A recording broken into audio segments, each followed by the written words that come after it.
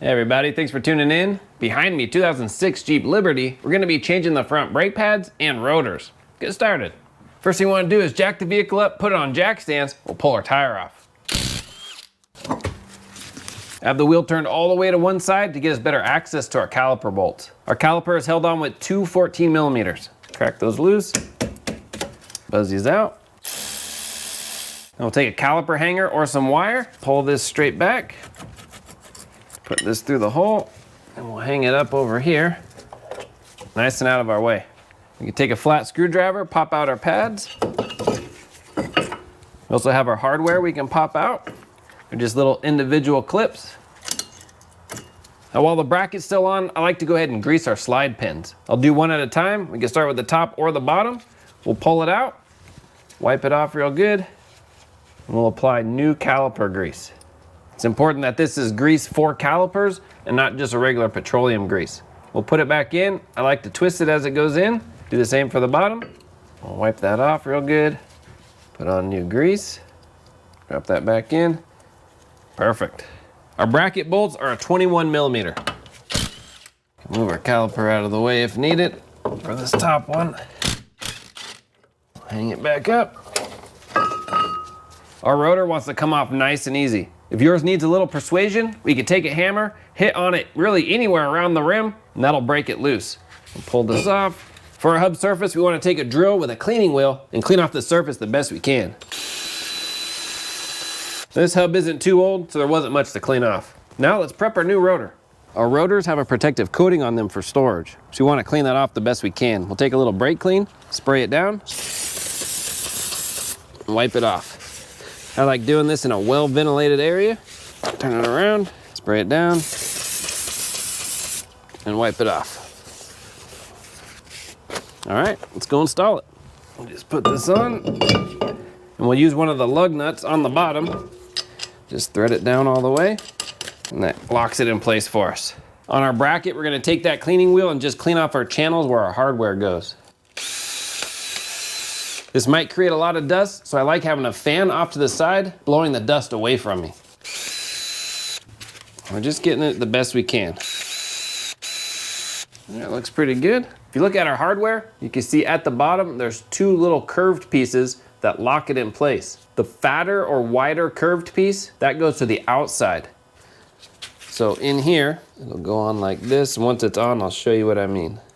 Just put that on like that. So you can see, let me turn it over, that extra curved piece is to the outside, and then the less curved piece is to the inside. And then here too, there's a little lip, that goes to the outside, and then the side without a lip, that goes to the inside. I'll go ahead and do this one. Let's push it on all the way down. And last one. Make sure they're all the way down. Perfect, now we can install our bracket. Put our bracket on, put our bolt in. Bottom one in, just snug them down. My manual says these are torqued to 100 foot-pounds. Putting our pads on, I like doing the outside first. We'll put it in, you can put the bottom in first, all the way down, and then the top, and just push it in. That's it. The inside pad will have a wear indicator. One side it'll be on the top, one side it'll be on the bottom. Don't worry about which side has which, it's not a big deal. So we'll put this in. Last thing to do is our caliper. We'll need a tool to help us push in our caliper piston. There's lots of different caliper piston tools. I like this one, works kind of like a caulk gun. You just squeeze on it and it pushes it in. So whatever tool you have, we'll get that in. We'll just squeeze on it. Now the master cylinder cap can be open or closed, really doesn't matter. If you want to open it, that's fine. And we'll just squeeze this. You'll see our caliper piston being pushed in.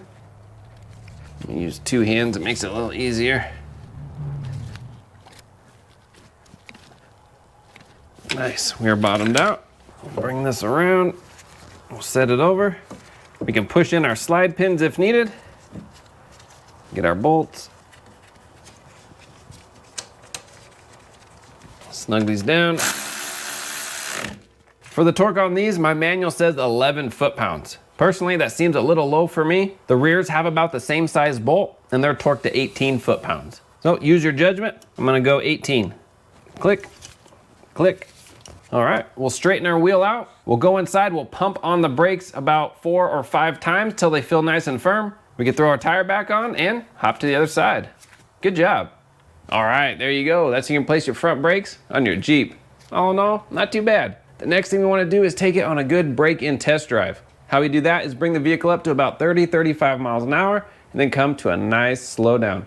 Now we don't wanna lock the brakes, but you do wanna feel them grab nice and good. Then we'll do it again. Bring it back up, 30, 35 miles an hour, come to a good slow down, a stop if you want. Just don't stop for very long. Take the foot off the brake again, accelerate. Do that about 3 or 4 times. Your new brakes are ready to go. Thanks for watching. I'll have links in the description for all the parts and tools used. If you have any questions, comment, post down below. Work safe. See you on the next one.